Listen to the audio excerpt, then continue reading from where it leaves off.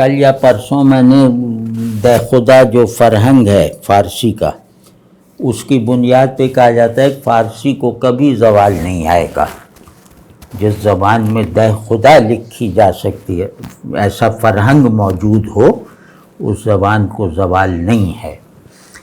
تو دے خدا میں نے ذرا دیکھا کہ حباب کے لیے، حباب یعنی بلبلہ، اس کے لیے کچھ اور اس کے الفاظ ہیں۔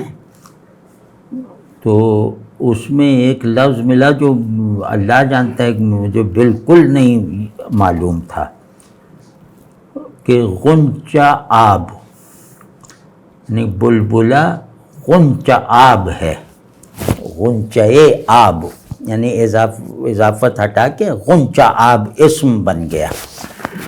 تو اب آپ دیکھیں کہ ایک بڑا اچھا سا احساس ہوا نا کہ بلبلے اور حباب کے ہم عادی ہو چکے تھے، ان سے ہمارے اندر کوئی تحریک نہیں پیدا ہوتی تھی، تو ایک نیا لفظ مل گیا تو جیسے سب کچھ تازہ ہو گیا۔ تو اس طرح لغات دیکھا کریں، لیکن ایسی لغاتیں فارسی عربی میں ہیں، اردو میں بھی ڈھونڈیں، بہرحال اللہ کرے کہ کام کی مل جائیں۔